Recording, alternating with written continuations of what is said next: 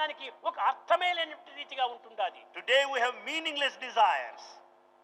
తన నిమిత్తమే తాను ప్రార్థిస్తున్నాడే కానీ ప్రపంచ నిమిత్తమై ఏమాత్రం కూడాను ప్రార్థించడం లేదు. He prays for his own welfare and progress, but he doesn't pray for the world. సమాజం చాలా ప్రధానమైనటువంటిది. Society is very దేశం important. చాలా ముఖ్యమైనటువంటిది. Country is very important. సమాజం యొక్క సంక్షేమాన్ని గుర్తించి ప్రపంచంలో మనం వర్తించాలి. We have to conduct ourselves keeping the welfare of the society. కానీ ఈ సమాజమే లేకపోతే వ్యక్తి ఏమాత్రం కూడాను రాణించడు. Without society, the individual cannot ఆ prosper. వ్యక్తి ఎవరు? Who is that ఆ individual? వ్యక్తి ఎందున్నటువంటి శక్తి ప్రేమనే. It is the individual ఆ who has Prema got the strength శక్తియే of love. జగత్తన్నిటిని కూడాను ఏకంగా చేస్తుండాలి. It is the power of love that unifies the world. ఇన్ని వేల మంది ఇక్కడ ప్రవేశించడానికి కారణం ఏమిటి? What is the reason for thousands assembling ప్రేమనే here? దీనికి మూల కారణము. It is the love that is the main cause. ఈ ప్రేమనే లేకపోతే మీరు ఇంత దూరం రావడానికి వీల్లేదు.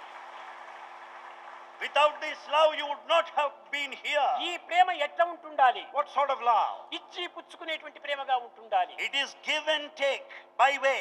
భగవంతుని ప్రేమను పుచ్చుకోవాలి.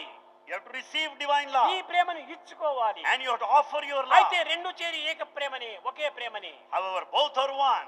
భగవంతుని యొక్క ప్రేమని నీ శరీరం నందు ప్రతిబింబంగా నీకు కనిపిస్తుంటుండాలి. The divine love appears as a reflection in దీనిని your body. పురస్కరించుకొని మమైవాంశో జీవలోకే జీవభూత సనాతన.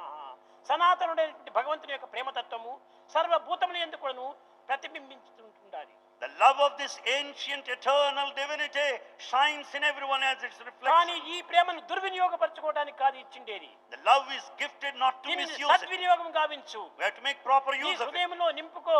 Fill it up in your పరులకు heart. పంచు. Share it.